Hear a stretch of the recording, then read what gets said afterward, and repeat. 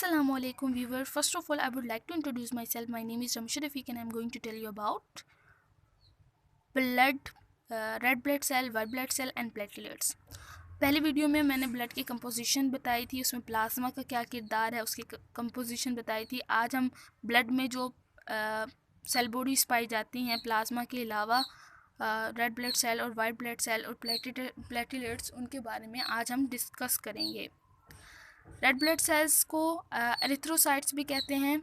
Erythrocytes red blood cell को कहते हैं। ये न्यूमरस सेल इन ब्लड पाए जाते हैं। Cubic millimetre contain 5 to 5 1/2 millions of RBC in males and female 4 to 4 half millions। जो रेड ब्लड सेल्स हैं उनका दूसरा नाम एरिथ्रोसाइट है। रेड ब्लड सेल को एरिथ्रोसाइट भी कहते हैं। ये ब्लड के अंदर न्यूमरस तादाद में पाए जाते हैं, काफ़ी सारे होते हैं। 1 क्यूबिक मिलीमीटर अगर हम लें ब्लड, तो उसका तकरीबन 5 से 5.5 जो मिलियन है उसमें रेड ब्लड सेल पाए जाएंगे। अगर फीमेल की बात की जाए तो उसके अंदर 4 से 4.5 मिलियन रेड ब्लड सेल पाए जाते हैं। यानी ये ब्लड में इतने ज़्यादा तादाद में पाए जाते हैं। लेकिन मेल और फीमेल में इसकी जो क्वांटिटी में डिफरेंस होता है, बिकॉज फीमेल में मेंस्ट्रुअल साइकिल में कुछ ब्लड लूज़ हो जाता है, तो उस वजह से ऐसा होता होगा। तो काफ़ी न्यूमरस तादाद में पाए जाते हैं। अब आरबीसी जो होते हैं, रेड ब्लड सेल की शॉर्ट एब्रीवेशन है ये आरबीसी। अगर इमेच्योर फॉर्म में होते हैं तो उसके पास न्यूक्लियस जो है वो नहीं होगा। सॉरी, अगर आरबीसी मैच्योर फॉर्म में होते हैं तो उनके पास न्यूक्लियस नहीं होता, न्यूक्लियस एब्सेंट होता है और वो डिवाइड नहीं कर सकते।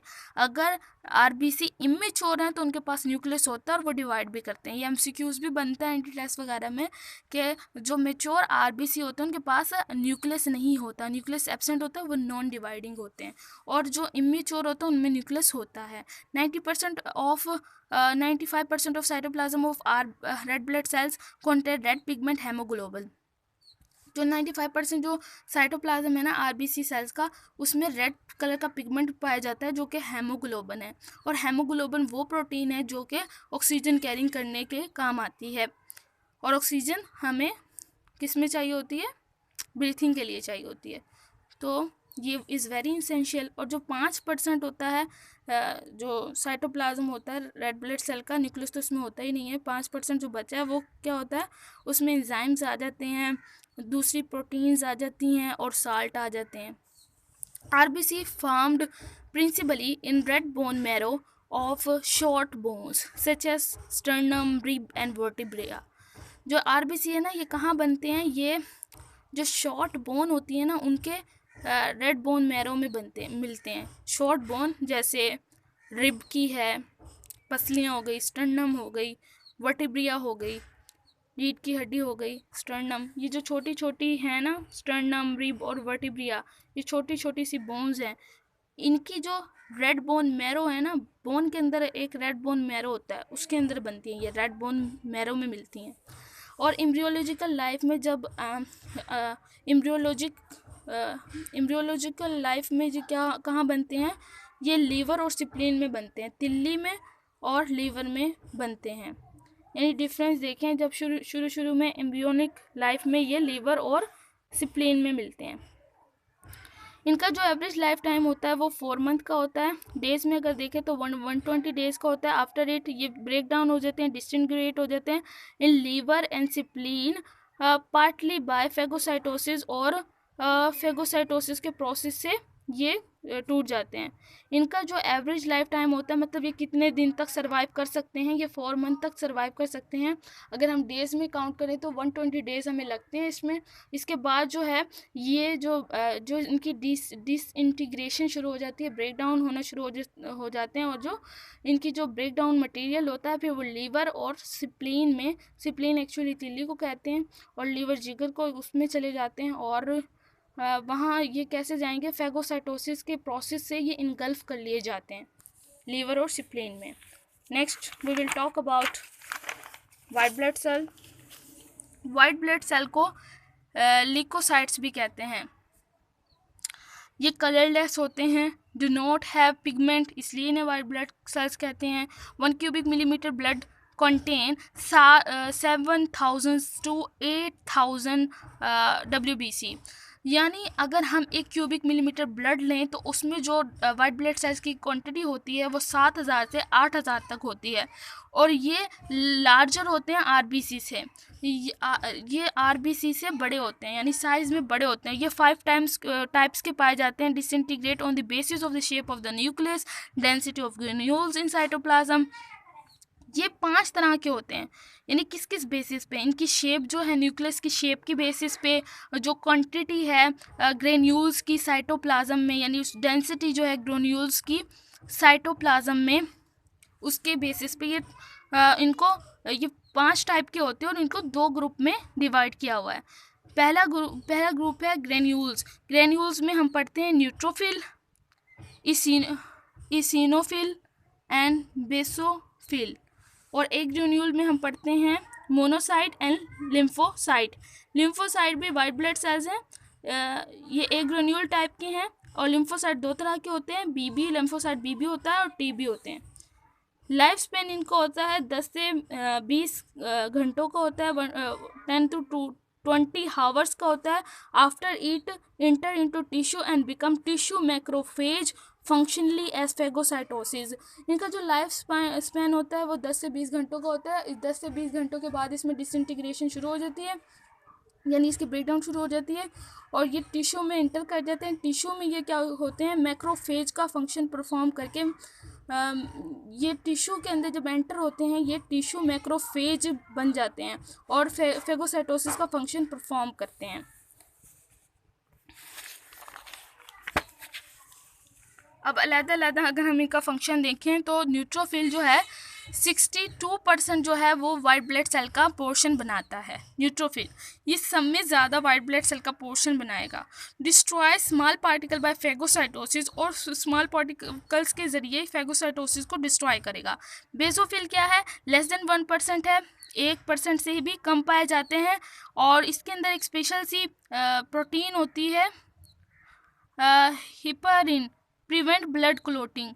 ये केमिकल होता है, केमिकल है हिपरिन, जो ब्लड क्लोटिंग को जो प्रिवेंट करता है, ब्लड क्लोटिंग होने से रोकता है। ये केमिकल होता है, ये केमिकल रिलीज़ करता है जिसको हिस्टामिन कहते हैं, जो पार्टिसिपेट करता है एलर्जिक रिएक्शन में, काजिक इन्फ्लेमेशन। ठीक है, एक इसमें से बेसोफिल के 2 फंक्शन आ गए कि ये एक तो हिपरिन प्रिवेंट करता है, ब्लड क्लोटिंग प्रोटीन को रोकता है, और केमिकल एक रिलीज़ करता है जिसको हिस्टामिन कहते हैं, जो कि एलर्जिक रिएक्शन पे एलर्जिक रिएक्शन में पार्टिसिपेट करता है और इन्फ्लेमेशन, सूजन जो है वो काज कर देता है। इसिनोजिन 2% वाइट WBCs हैं, यानी टोटल जो वाइट ब्लड सेल्स है उसका 2% है। ये इनएक्टिव है, इन्फ्लेमेशन जो है प्रोड्यूसिंग सब्सटेंसेस अटैक पैरासाइट, यानी ये इनएक्टिव जो इन्फ्लेमेशन प्रोड्यूसिंग सब्सटेंसेस होते हैं उसके inactive inflammation producing substance attack parasite, यानी ये वो सब्सटेंस है जो कि इनएक्टिव वेट करता है इन्फ्लेमेशन को प्रोड्यूसिंग सब्सटेंस को और अटैक पैरासाइट के अटैक को, ये इसका फंक्शन है। एक ग्रेन्यूल, ये इसमें मोनोसाइट होते हैं, 33% वाइट ब्लड सेल्स हैं। राइस ये गिव राइज होते हैं मैक्रोफेज इनको, और डिस्ट्रॉय लार्ज पार्टिकल। ये कहाँ से गिव राइज होते हैं, मैक्रोफेज से गिव राइज होते हैं, और इसको ये डिस्ट्रॉय करते हैं लार्ज पार्टिकल बाय फेगोसाइटोसिस। और स्मॉल जो है वो पार्टिकल फेगोसाइटोसिस से कौन डिस्ट्रॉय कर रहा था, न्यूट्रोफिल। तो न्यूट्रोफिल हमें ज़्यादा क्वांटिटी में होता है वाइट ब्लड सेल का। उसके बाद जो है वो लिम्फोसाइट्स है, 32% वाइट ब्लड सेल का इम्यूनिटी में रिस्पॉन्स है। यानी इसमें हमने क्या देखा कि 2 तरह के वाइट ब्लड सेल्स जो है ना वो पाए जाते हैं, दो ग्रुप में डिवाइड मतलब 5 तरह के टाइप के होते हैं, और वो किस बेसिस पे हैं कि शेप कैसी है कि न्यूक्लियस की, जो डेंसिटी है ग्रेन्यूल्स की साइटोप्लाज्म में वो कितनी है, उसकी बेसिस पे इनको 2 ग्रुप में तकसीम किया गया है। और इनकी टाइप्स कितनी है? 5 टाइप्स हैं। दो एक ग्रेन्यूल्स में आते हैं जिसमें मोनोसाइट और लिम्फोसाइट होता है। मोनोसाइट और लिम्फोसाइट जो हैं वो इम्यूनिटी काज करवाते हैं, और मोनोसाइट जो बड़े पार्टिकल को डिस्ट्रॉय कर देते हैं फैगोसाइटोसिस से। लिम्फोसाइट दो तरह के होते हैं, लिम्फोसाइट बी भी होता है, लिम्फोसाइट टी भी होता है। और जो ग्रेन्यूलेट होते हैं वो होते हैं तीन तरीके के होते हैं। कौन कौन से होते हैं? न्यूट्रोफिल होता है, इसिनोफिल होता है, इसिनोफिल होता है और बेसोफिल होता है। सब में ज़्यादा वाइट ब्लड सेल की जो क्वांटिटी बनाता है वो न्यूट्रोफिल बनाता है, एज वी डिस्कस। सब में ज़्यादा 62% न्यूट्रोफिल बनाता है। फिर जो है वो लिम्फोसाइट बनाता है 32%। उसके बाद मोनोसाइट बनाता है 3%। फिर इसिनोफिल बनाता है 2%। फिर बेसोफिल बनाता है लेस देन 1%। सब में कम बेसोफिल बनाता है, सब में ज़्यादा न्यूट्रोफिल बनाता है। तो ये सारी कंपोजिशन थी वाइट ब्लड सेल की। और ये सेल बॉडीज़ आज हमने किसके बारे में डिस्कस किया? सेल बॉडीज़ के बारे में डिस्कस किया, ब्लड की। और इससे पहले वाली जो वीडियो उसमें ब्लड की जो प्लाज्मा है उसकी कंपोजिशन के बारे में डिस्कस किया हुआ है। अगर आपको ये वीडियो पसंद आई हुई हो, वीडियो को लाइक कीजिएगा, चैनल को सब्सक्राइब कीजिएगा और बेल आइकन ज़रूर प्रेस कीजिएगा, बिकॉज नोटिफिकेशन आपको तभी मिल सकती है जब आप बेल आइकन प्रेस करेंगे। और वीडियो को शेयर कीजिएगा, बिकॉज शेयरिंग इज़ केयरिंग, ताकि दूसरे लोग भी इससे मुस्तफ़ीद हो सकें। अल्लाह हाफ़िज़।